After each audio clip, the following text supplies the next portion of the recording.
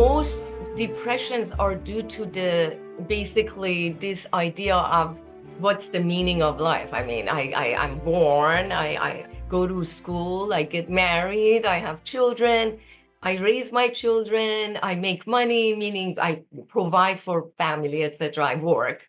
And I work and I work and I work, and all of my life is about that and raising family and all of that. Yeah, and I find some pleasures here and there, and then I die.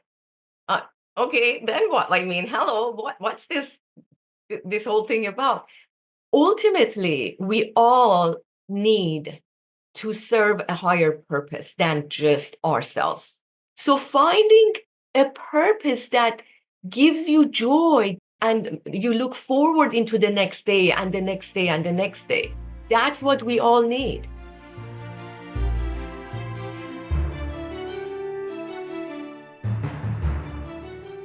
Welcome to the MINDTRX Podcast with breakthrough ideas to live your best life possible and how to make it happen. I'm Paul Scheele, and today we'll be joined by Dr. Atousa Mahdavi. Dr. Atousa Mahdavi is a holistic health expert, speaker, and best-selling author of Holy You. She is a doctor of chiropractic, certified in integrative medicine, functional medicine, and Ayurvedic medicine, as well as a yoga master teacher and an Ayurvedic yoga therapist. Atousa is dedicated to ending chronic disease by championing a shift from sick care to a true wellness model. She believes in treating the whole person, body, mind, and spirit, and draws on her own powerful healing journey to inspire others. Dr. Atousa, thank you so much for being here as a part of this podcast. What a delight. Thank you for joining me here. Thank you so much for having me. It's a pleasure. Well, it was so nice to get to meet you as a result of a mutual friend and colleague who said, you two have to meet. And I absolutely agreed. I loved our initial conversation a while ago, and I'm very impressed in your origin story. I love your book, Holy You, that's WHOLLY. And we share so many of the same passions for mind and body consciousness. So if we could, just tell a little bit of the origin story of how a doctor of chiropractic medicine found yoga science and philosophy. Yes. So when I graduated from the chiropractic school, I was trained to be a doctor, a healer, but not a business person. But as chiropractors, most of us start our own practice. So you literally have to run a business at the same time that you're practicing chiropractic medicine. And I was not really in tune with business. And pretty soon, I found myself wearing the hat of a manager, of a marketer, like a promoter, and a doctor, and the business person. And and I got busy pretty quickly. And having employees who work for me are on the payroll, paying the overhead, it was really stressful for me.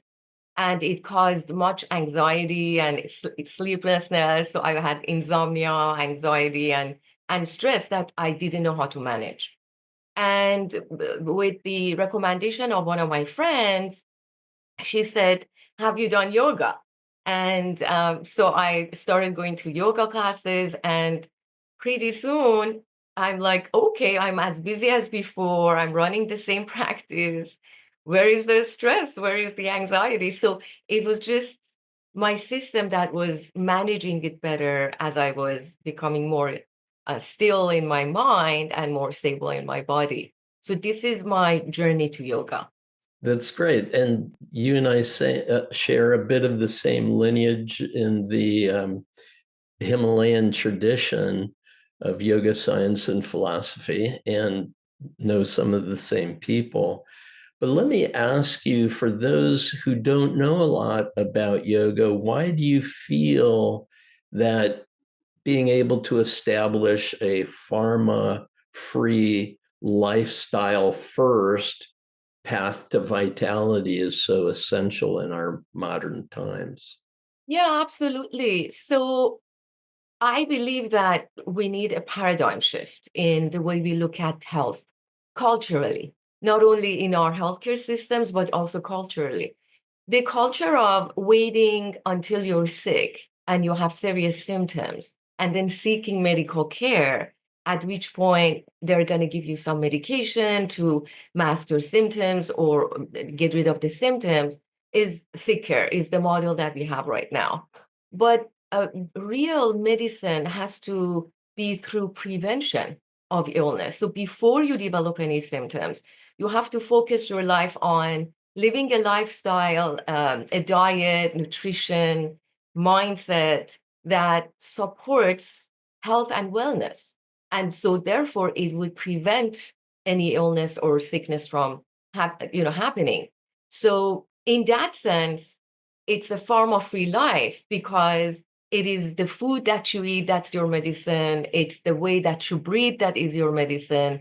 It's the water, the environment that you surround yourself with is the environment, is the mind. So even the environment within you, at the level of the mind, at the level of the body, that is your medicine. And so that is, in a sense, the path of yoga. Because as you know, with Ayurveda as well, which is the sister science of yoga, it is all about lifestyle, diet, nutrition, and mindfulness and yoga. Well, I'd like to go back to this idea that if you are symptom free, that's a place of neutral. And we've got illness on one side or disease, and we've got high level of wellness on the other side. And we could do a scale of -10 to +10. And a lot of people say, well, I'm not sick, so I'm at 0, Yeah. symptom free. But it's really, there's so much more vitality available to us when we have a practice, a mindset, a lifestyle, a diet that supports us in high level wellness. What did it take for you to really find that sweet spot in your own life? Right. So what you have not experienced, what has not been in the realm of your own experience, or if you haven't accessed something, then you don't have a point of reference. So if you, let's say, if you've been used to having an energy level of 5 out of 10, let's say in a scale of 1 to 10, and you've always been at 5, you do not know, you do not have a point of reference of, oh, there is an energy level at 10. And so for me, my experience of reaching that was when I started really engaging in Hatha yoga and Kriya yoga. Suddenly my energy shoot up to levels that I wasn't familiar with. Like, I'm like, wow, I can do so much and still at the end of the day, not be tired. At the end of the day, still not be exhausted and just not wanting to do anything. And at the same time, I'm able to sleep soundly. Like I put my Mm, head on the pillow and fall asleep, get a restful sleep. I don't, you don't keep waking up in the middle of the night. And when you wake up in the morning, you're refreshed. So that was my experience. So you could wake yeah. up, get out of bed, you're looking forward to the day, to what you need, what's ahead of you, and the level of the joy that you have, the level of happiness, the alleviation of all the negative thoughts in your head.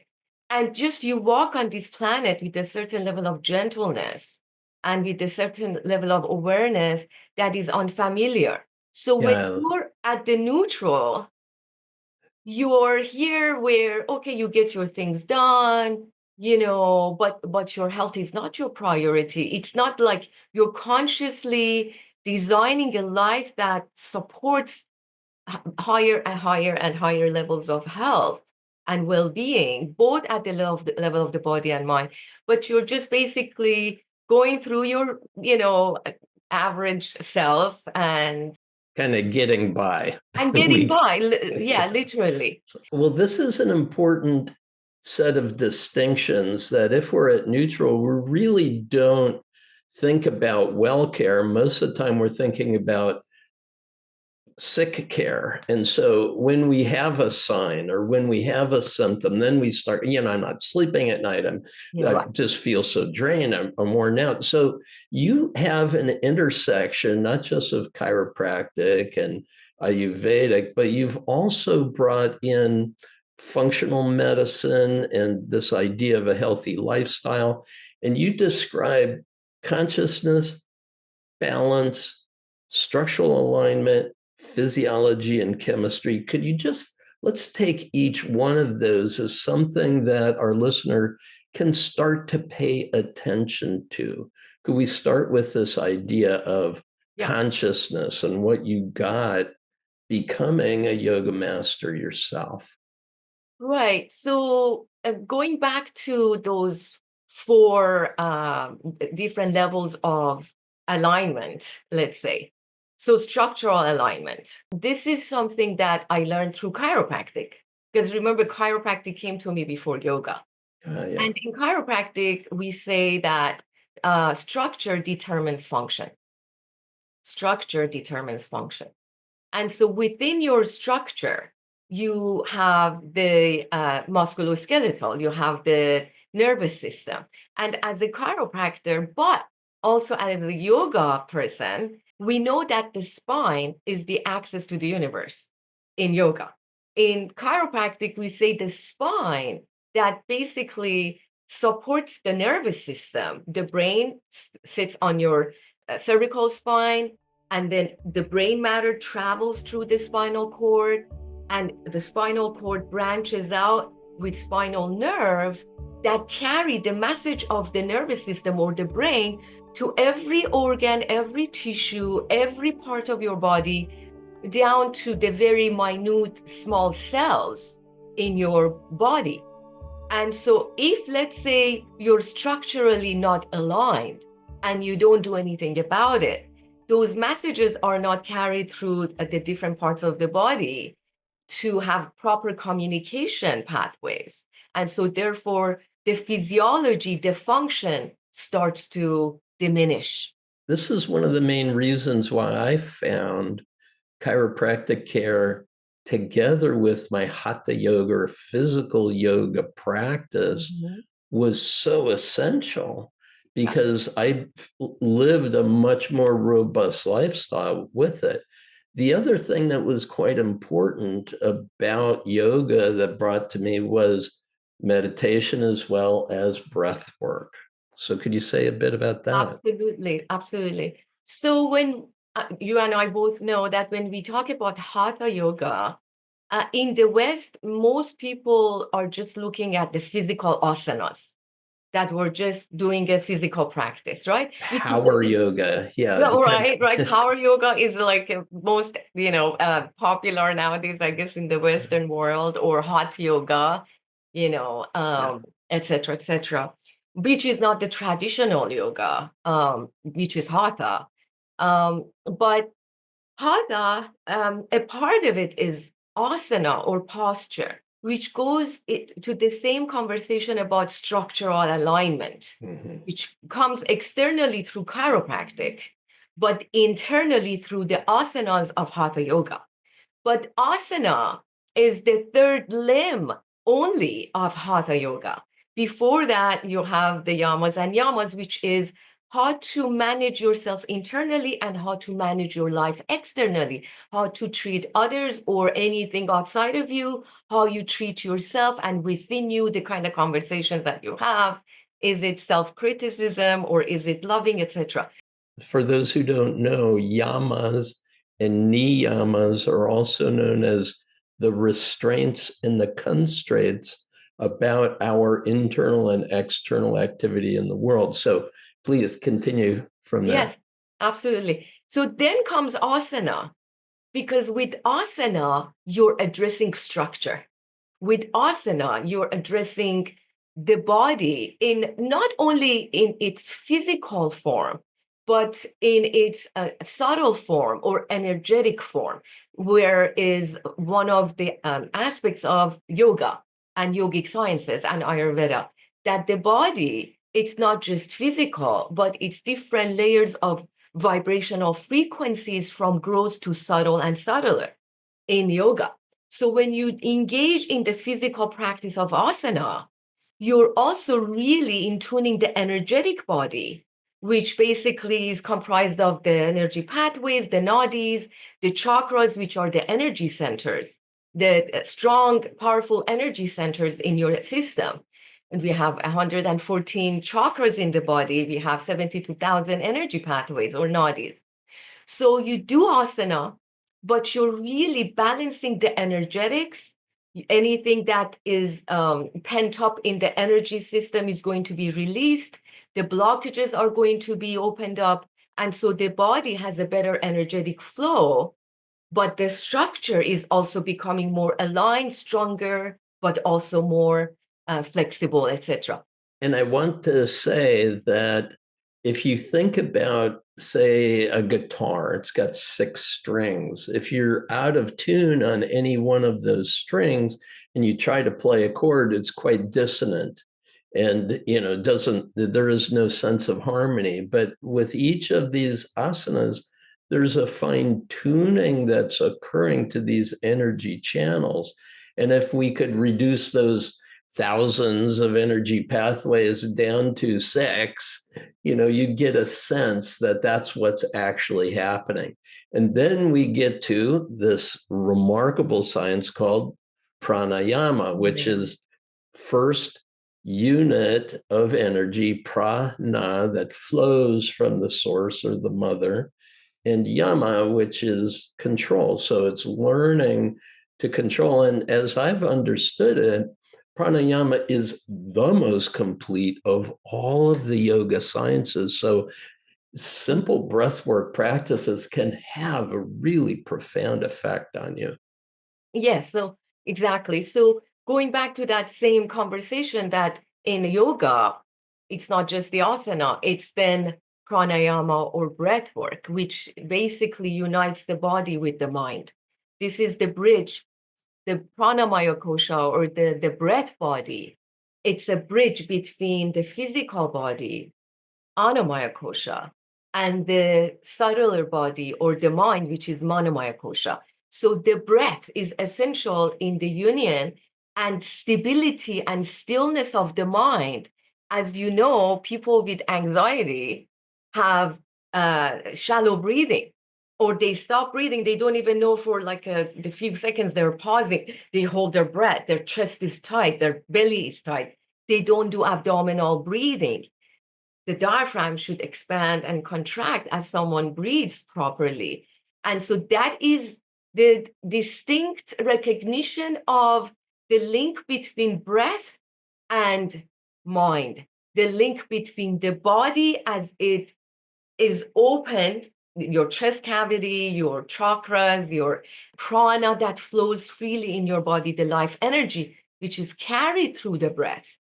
And if you're not breathing properly, so therefore your mind is not still, you have patterns of thoughts that are moving from one thing to another, you really over identify with your thoughts and you're holding your breath, you're not breathing deeply and slowly.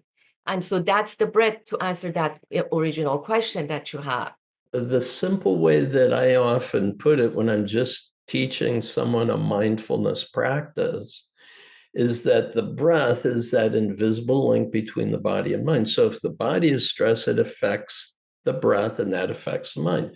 If the mind is stressed, it affects the breath and it affects the body. So just working with the breath alone, allowing it to be continuous and smooth, not hesitant or halting or pausing. And then also, if you can, have it be even so that the exhale and inhale are of a similar duration. And what that does is it immediately also brings us into more of a focus in the present, as opposed to other places and times, which mind is always wanting to go to, right?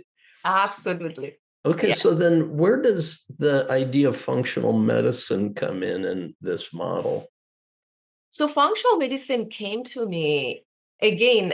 I always tell my students and my patients is like that life throws something at me so I can find a solution for it for myself, but then offer it to other people.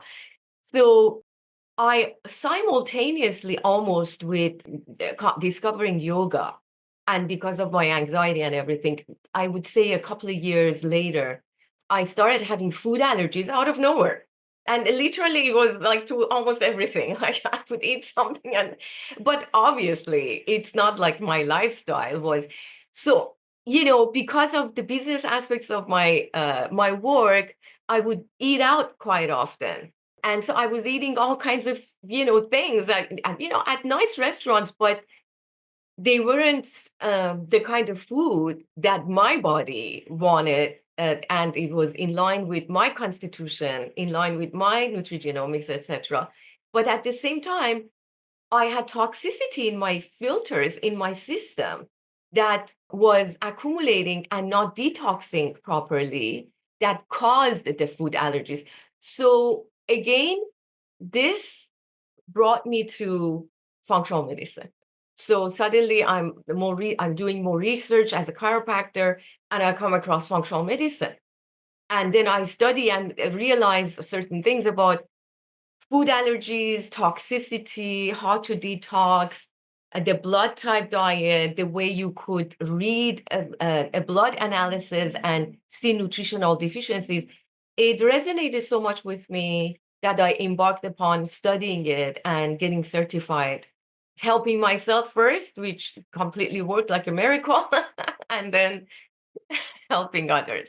Yes. So let me ask, oftentimes people hear, oh, well, I need a detox, and they suddenly go very rigid and restrictive, and they overswing to the opposite side. So could you say a little bit about what kinds of detox practices an average person might go through just to help themselves out? Right. I would say an average person, not necessarily diagnosed with any health issues, etc., to keep it really conservative. If they do intermittent fasting, it's one of the most mild, gentle ways of a natural detox every day. Okay, let me say that one of the things I learned from yoga really facilitated that, because if I'm going to go to bed at 10:30 at night, I should stop eating around 7:30 or 8 p.m. at night. And when I get up in the morning, then I do my yoga practice. I might not eat again till 9 or 10 a.m. So that is a natural kind of intermittent fasting. When you say intermittent fasting, how do you define that? Same. So my definition of intermittent fasting is 2 meals a day, and you eat within 8 hours in a day. Within 8 hours, you have your meals, 2 meals. And for me, then I distinguish for different people. If you're the kind of person that has a very strong appetite and you get hungry and you have hunger pains, you could eat 2 meals, the first meal between 10 to 11 a.m., the last meal between 5 to 7 p.m. In between, if you're the kind of person that has a strong appetite, from 1 to 3 p.m., you could have a healthy snack, like fruits with almond butter or carrot and celery sticks with hummus, for example.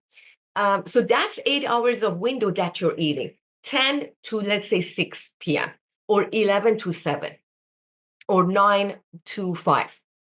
But then after your last meal or second meal, you don't eat anything until the next meal the next day, which is 10 or 11 a.m.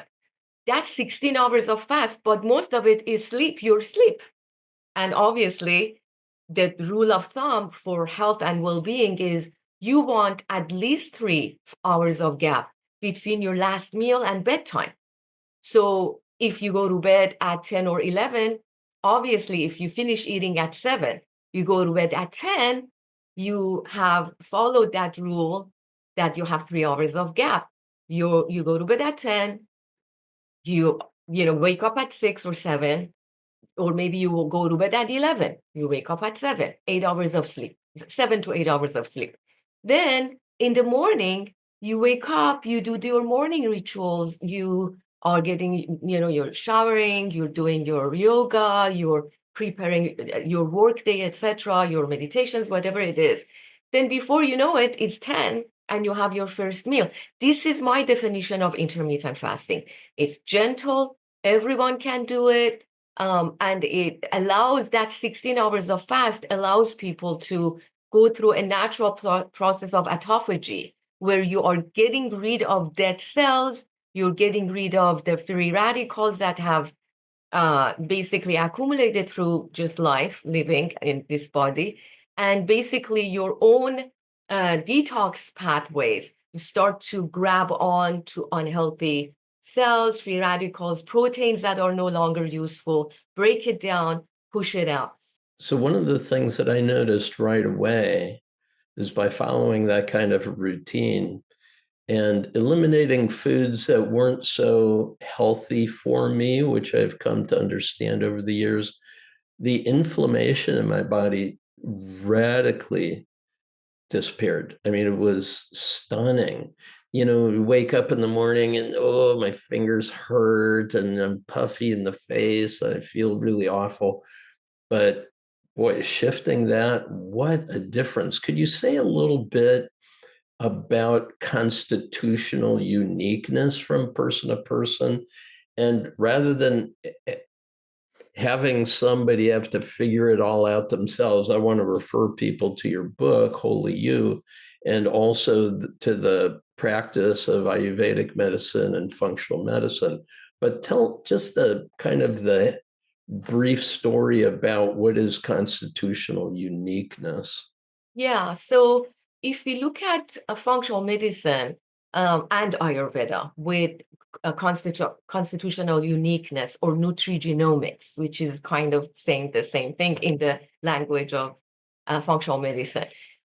So from this perspective of Ayurveda, and of course, we all know that intuitively, that we are very unique individuals, very unique thumbprints that cannot be duplicated. Everybody, no, there is nobody else like you. It just is not just an esoteric thing or a physical thing, but it's also very much a constitutional uniqueness. Now, in Ayurveda, we say constitution is based on the play of the bioelemental energetics in the system, which we call them dosha or constitution, which is comprised of the 5 elements. And with the play of the 5 elements, which is similar to Chinese medicine, every individual has different dominances of these bioelemental energies or the 5 elements.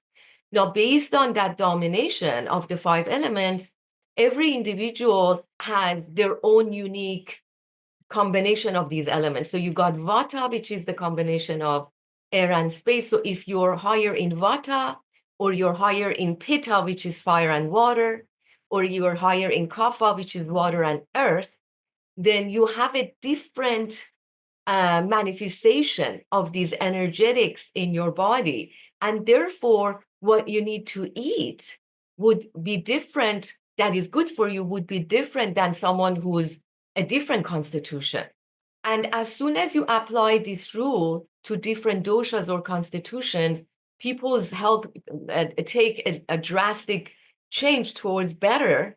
And in functional medicine, and I'm being very brief, with functional medicine, it's based on your unique blood analysis, the nutritional deficiencies, your nutrigenomics, like what are the unique genetic adaptations in your ancestral line to food and dietary staples as your ancestors evolved. And so, for example, you bring a Japanese person to American diet. I mean, most people on American diet probably are not going to do well, but you bring a Japanese or the Native Americans that ate in a certain way and suddenly are on the modern American diet and they have all kinds of health issues, etc. So that's nutrigenomics, that's constitution as well. So when I bring together Ayurveda and functional medicine, I apply both principles to the individual and personalize their own unique individualized diet, lifestyle, nutrition, so that they do not follow any fad. Like everybody has to be vegan, everybody has to be, like on Atkins diet or keto diet. No, everybody is a unique individual with their own unique needs. Well, I think your book does a beautiful job of really establishing why it is useful to make some of these distinctions. I mean, if you're hanging out with people that tend to eat a certain way, and every time you're done with them, you feel terrible the next day, then this is a signal that lets you know you might want to take a look, because some of the foods that you're consuming in those social settings aren't in your best interests, and it becomes toxic to your body, and detox is going to be an important part of that. Yeah. Now, one of the things I love that you said in your book is that not everyone is into spirituality. So you guide them. Understanding consciousness is not, you don't have to be a yoga practitioner or practice a religion in order to follow these principles, but to follow what you call meaning and purpose. Could you say a little bit about that? Yeah, definitely. So, we're all born into this world on this planet, beautiful planet, Earth. And if you think about it, most depressions are due to the basically this idea of what's the meaning of life. I mean, I'm born, I go to school, I get married, I have children, I raise my children, I make money, meaning I provide for family, etc. I work. And I work and I work and I work, and all of my life is about that and raising family and all of that. Yeah, and I find some pleasures here and there, and then I die. uh, okay, then what? I mean, hello, what's this whole thing about? So a lot of people find answers to this: who am I? Why am I on this planet? What is what is the idea of this whole creation? I mean, it's pointless. What is it, right? So a lot of people find answer seeking on the path of spirituality, right? And Mhm. eventually they come to realizing that there is a higher consciousness that resides in all of us, and you're experiencing life to understand and recognize that divinity inside of you. But for some people, spirituality is not the path. For some people, they don't resonate with it for some reason. But they have the same dilemma. Like, okay, so what? Like, I'm born and now I get married and I have, and after a while that love, sensation and chemistry fades away. Then there is the kids and then there is the work.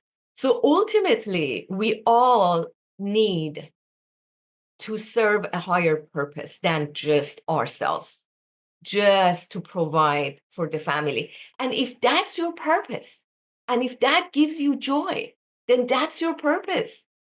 If loving your family and providing, being devotional to your family is your purpose and makes you happy and enthusiastic when you wake up in the morning, then that's your purpose. So finding a purpose that gives you joy, gives you a purpose, and you look forward into the next day and the next day and the next day. That's what we all need. So for some person, maybe it's, your purpose is to provide for your family, to love and be devotional to them. For some people, maybe it's your job, but most people unfortunately hate their job. But how do you, even with the job that you're holding, how do you attach enough positive value to that job that you look forward? You're an Amazon delivery boy or girl. How are you putting smile on the faces of people that you just delivered something to them? Find purpose, find a meaning to what you're doing that is as a service to humanity. This is finding meaning or purpose in life. So it could be from the perspective of just like a transitional work, like Amazon work, or delivery boy or a waiter or waitress or whatnot. How are you serving? There is purpose in that. If you have gratitude for what is, and you have a meaningful purpose to serve others with that mundane job that you feel is mundane, if you have gratitude for that, life would bring you open other windows that you could serve at a higher level. That's gorgeous. Yeah, that's so beautiful. This idea that we are born into this world with a purpose that is written both on our hearts and minds is something that I've spoken to just about everyone that's ever heard me. And recognizing that requires an inward journey into this now moment to recognize that we really do have all that we need to fulfill that purpose. And I know we're about out of time here. I wonder if you were to recommend to someone, say, just has 10 minutes in the morning, and how they might put together a ritual from your work in Holy You, what would your recommendation be? Something that could help them start the day and live into it with a greater sense of fullness and purpose. Yes. So let's say the 10-minute routine in the morning. So I would say we all wash up and take a shower or just wash our face, whatever it is. Maybe you take a shower at night, but whatever it is, before you, like when you wake up, before you engage with that washing, start to run the kettle, like start warming water. Then go wash up. By the time you're cleansed and you're clean, then drink a couple of cups of warm water. That by itself starts the movement in your digestive system, detoxification, etc. You could squeeze some lime or lemon in there. That's great. And then you go sit down and just focus on your breath for a couple of minutes. If you're familiar with alternate nostril breathing, you could start with alternate nostril breathing or just diaphragmatic breathing. One hand, left hand on the belly, where the belly button is right there. The right hand on the chest, in the center of your chest, which is the heart. And you close your eyes and you focus on your breath. With each inhalation, you notice that your belly rises first, then your chest. With each exhalation, you feel like the belly falls and the chest follows. You make your breath rhythmic, slow and deep. You do this for a few minutes, maybe 2, maybe 4 minutes. If you're familiar with alternate nostril breathing, you could do 2 minutes of alternate nostril breathing. You block one nostril, you exhale through the other, inhale through the same, then switch, exhale, inhale, switch. That's 2 minutes. That balances the energetics between the right and the left energy centers, brain, whatever you want to call it, the nadis. Then you sit silently, maybe with palms up on your legs. Sit in a comfortable position when you're doing this, whatever that is for you, because not everybody can sit in cross-legged. And then once you're done with the breathing, maybe you say a prayer if you believe in prayer. Maybe start by saying gratitude for 3 things that you're thankful for in your life. Maybe it's your friends, maybe it's your family, your children, maybe it's your spouse, maybe it's your work. Whatever it is, maybe it's the gifts that you have, maybe it's your health, maybe it's the beauty that surrounds you. 3 things that you have gratitude for in your life. Start with that, then maybe say a prayer or an affirmation. An affirmation for people who are agnostic, or not on the spiritual path. You could just say something like, every day I'm supported by people who love me and guide me. Or the universe always comes to support me and see that I succeed in serving my highest purpose in life. So just have an affirmation that resonates with you. And this whole thing is probably 10 minutes, not even more. But it's important to start with the breath, to calming the breath, to calming the mind, which is connected to the breath. Stable body, so you sit still as well in a comfortable position. And once the breath is settled, the mind is settled, bringing gratitude and affirmation. That's so gorgeous. It seems so simple. And I really want to encourage our listener that don't be deceived by the simplicity of it, because every one of the things that you said is backed not only by modern medical science, but by the ancient wisdom traditions that go thousands of years back.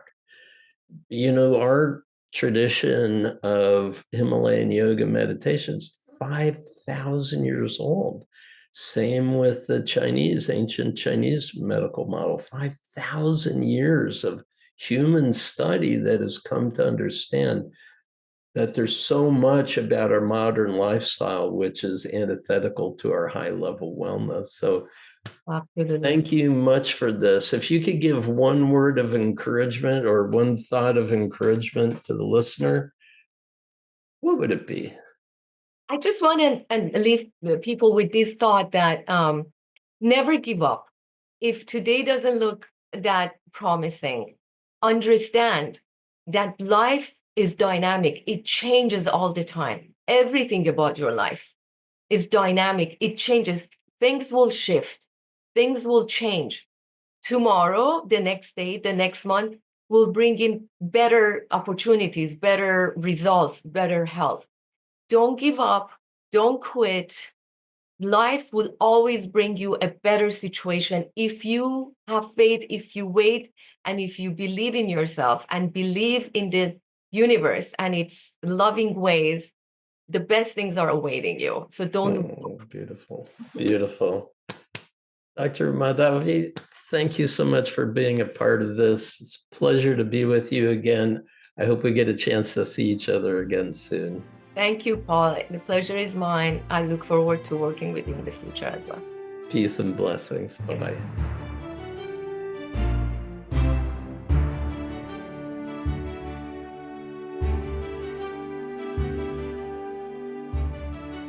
I hope you enjoyed our conversation with Atousa Mahdavi.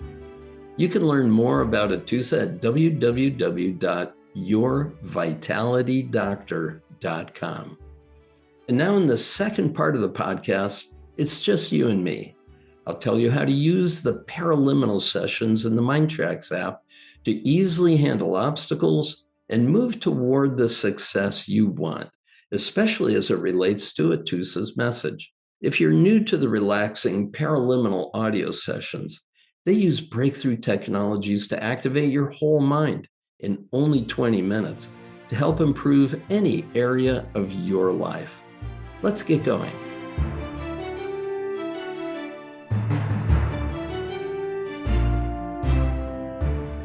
Hello, this is the follow-on to our conversation with Dr. Atousa Mahdavi and her remarkable work in the field of functional medicine, yoga, chiropractic, Ayurveda. She's a wonderful combination of many lines of scientific research and ancient wisdom. And I absolutely resonate with it because of my long history with many of those techniques. So it was a lot of fun for me. And when I think about putting some of her ideas into practice and how we might be able to use the paraliminal technology to support it, there are 5 areas that I looked at: health and wellness, balance and harmony, detox and nutrition, mindfulness, life purpose. We could probably get a lot more, and there are a lot of paraliminals that could be supportive. But let's go through each one of these 5 areas and my top recommendations.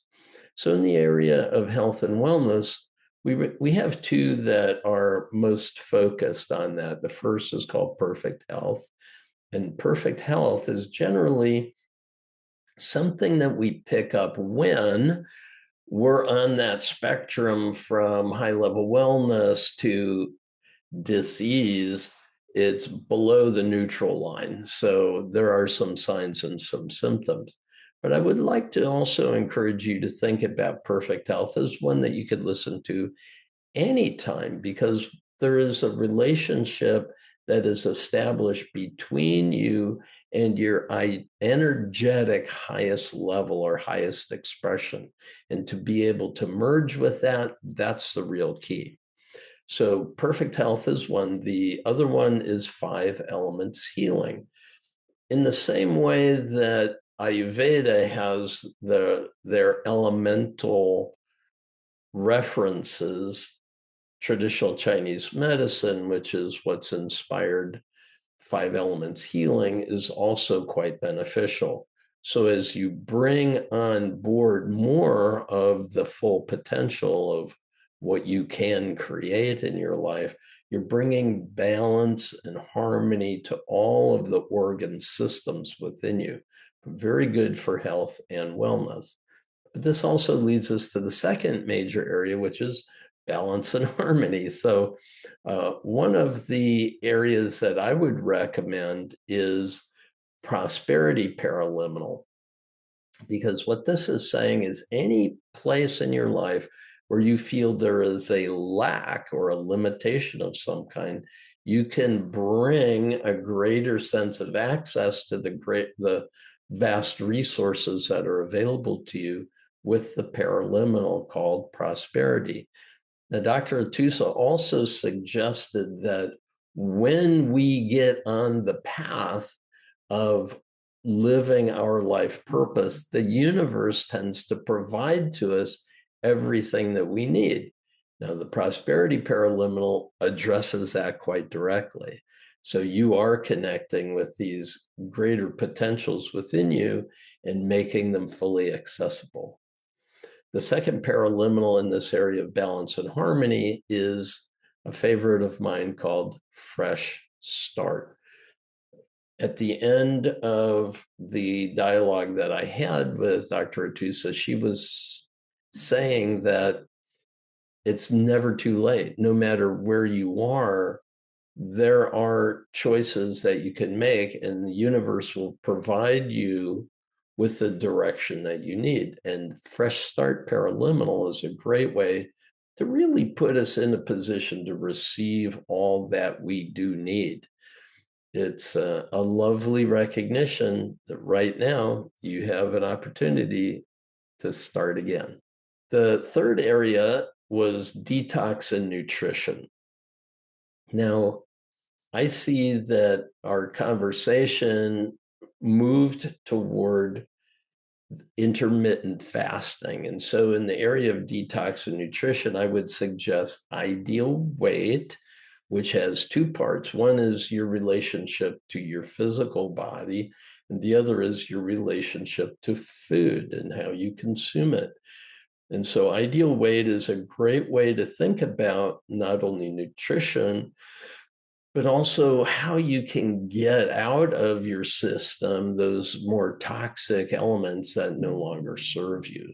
So ideal weight doesn't necessarily mean that you're overweight. It could be that you're underweight and need to eat more effectively. Ideal weight is finding that ideal place within yourself, your unique constitution. The second paraliminal is sleep deeply, wake refreshed. Now, this is a paraliminal that helps in that transition between wakefulness, dream, and sleep, not only going in to a sleep state, but then awakening into the day. And as Dr. Mahdavi was suggesting, those 10 minutes when you get the day started is a great time to come into the world with real purpose, clarity, and intention to create the day that you want to create. So the sleep deeply, wake refresh paraliminal helps in that area quite a lot. The fourth area was mindfulness. And mindfulness is a kind of a catch-all term for an embodied awareness and to walk through the world more embodied, more intentional, more physically present, mentally and emotionally available to the good that comes to you is what mindfulness is all about. The first paraliminal I would recommend is overcoming overwhelm. When we feel that we're at the effect of the world, that the world is doing us, this is a great way to reverse that. And the technique of dropping in that starts the paraliminal is a technique of mindfulness that I teach all over the world. Really helpful to just in a moment find a way to become very present, balancing the breath, balancing the mind and body. And as we talk about, that invisible link between body and mind is the breath. Overcoming overwhelm really gets us connected to that flow of the breath. The second parallel in this area is what Dr. Atousa had referred to at the end is a gratitude practice. And so I would recommend the gratitude paraliminal because it's a powerful way to connect us to all of the good that's available. Or as my friend Lynn Twist says, the great fullness of life that is always given to us at a level of sufficiency that we need. Now, in our modern lifestyle, we have a real scarcity mindset. No matter how much we have, it feels like there's so much more that we could have. But the gratitude paraliminal puts us in touch with a sense of contentment with the bounty of goodness that is presently available. Really helpful. And the fifth area is the idea of life purpose. There are two paraliminals that I've recorded that get at this from a couple of different perspectives. One is to do a reverse look at your life and to see what is the trajectory of your life that brought you to now. And that paraliminal is called Finding Yourself. It's very powerful. It's pretty long, but it's very contemplative. I pause and I have you ask yourself a set of questions, and it puts you in touch with more of the deeper meaning of your life's path to this point in your life right now. And the second paraliminal is looking on into the future and the fuller expression of who we are. And it's called self-actualization, where we're actually not only moving beyond self-esteem to being a self-actualized person, living with peak experiences on a daily basis, but also the idea that the highest level of self-expression is self-transcendence. Now, there is a subtext to what Dr. Atousa was referring to, is there is a transcendent reality, a divine nature that's within us that's much more than our physical experience of living this human day-to-day existence. And so this paraliminal gives us an opportunity to really touch that deeper meaning of who we are and what we're here to do and be in this lifetime.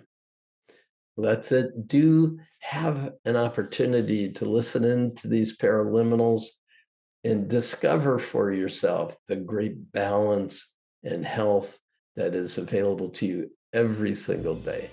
Thanks so much for being here. Until next time, peace and blessings.